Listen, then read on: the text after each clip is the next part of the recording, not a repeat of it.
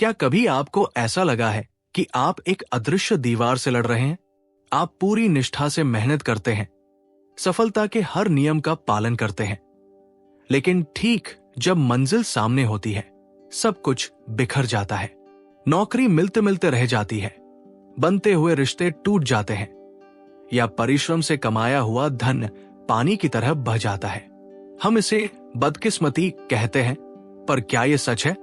भारतीय दर्शन और हमारे प्राचीन ऋषि कहते हैं कि आप इस धरती पर क्लीन स्लेट यानी कोरे कागज की तरह पैदा नहीं हुए हैं। आप अपने साथ एक बहुत बड़ा नकारात्मक खाता, नेगेटिव बैलेंस लेकर आए हैं। जी हाँ, आप कर्ज में पैदा हुए हैं। ये वो कर्ज नहीं जो बैंक से लिया जाता है, बल्कि ये वो कर्ज है जो आपके अस्तित्व और आपकी सांसों पर चढ़ा है। इसे वेदों में ऋणत्रय कहा गया है। जब तक ये आध्यात्मिक उधारी नहीं चुकाई जाती, आपकी मेहनत और भाग्य एक ताले में बंद रहेंगे। ऋण और कर्म का गहरा संबंध। ऋण को समझने के लिए कर्म और उधारी के अंतर को समझना होगा। कर्म वो है जो आप आज करते हैं, लेकिन ऋण वह है जो आप पर पहले से ही बकाया है। इसे एक सरल उदाहरण से समझे। ये जीवन या ये शरीर आपका अपना घर नहीं है, बल्कि प्रकृति से लिया गया एक किराए का मकान है। जब एक आत्मा गर्भ में आती है तो उसे ये शरीर मुफ्त में नहीं मिलता। देवताओं ने सांसें दी है, सूर्य ने दृष्टि दी है, और पृथ्वी ने इस मांस मज्जा के ढांचे को बनाने के लिए भोजन दिया है। ये सब उपहार नहीं, एक लोन है। शतपथ ब्राह्मण में स्पष्ट लिखा है, मनुष्य जन्म लेते ही 3 ऋणों का ऋणी हो जाता है। यदि आप किराए के घर में रहकर वर्षों तक किराया न दे, तो मकान मालिक बिजली और पानी काट देता है। ठीक उसी तरह जब हम अपना आध्यात्मिक किराया नहीं चुकाते, तो प्रकृति हमारे जीवन में बाधाएं खड़ी कर देती है।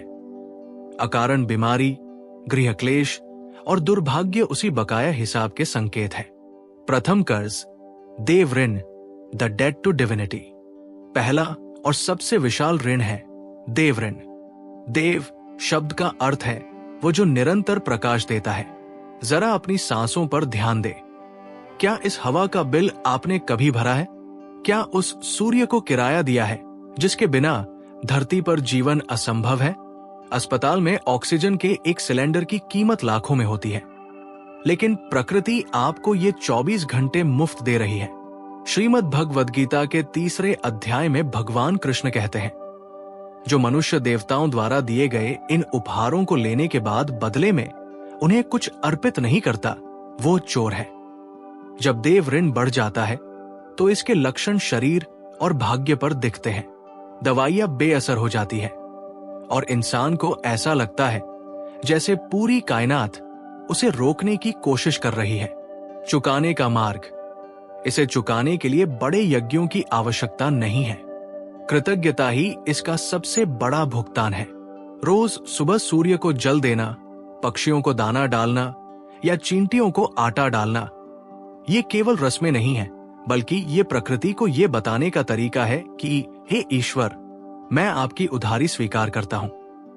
द्वितीय कर्ज, ऋषि ऋण, द डेट टू नॉलेज। दूसरा ऋण है ऋषि ऋण।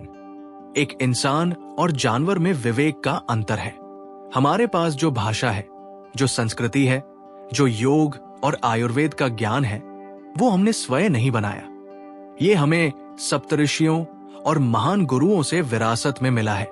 वे चेतना के वैज्ञानिक थे जिन्होंने हमें जीवन जीने का मार्ग दिखाया।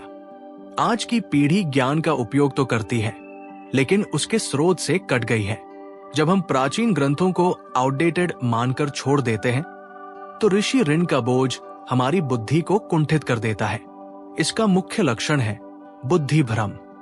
आप जानते हैं कि सही क्या है, फिर भी आप गलत निर्णय लेते हैं। आप जानकारी, इंफॉर्मेशन के ढेर में दबे हैं, लेकिन बोध, विजडम शून्य है।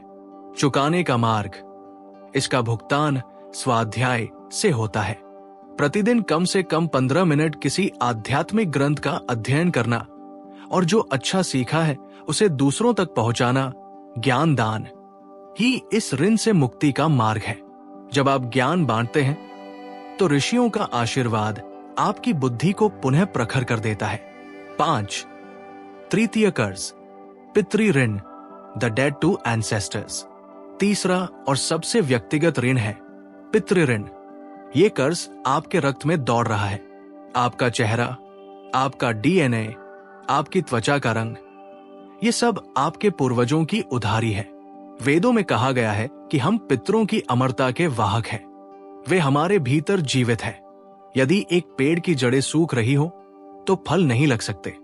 पितृ ऋण बढ़ने पर घर में अकारण क्लेश होता है और वंश वृद्धि में रुकावट आती है।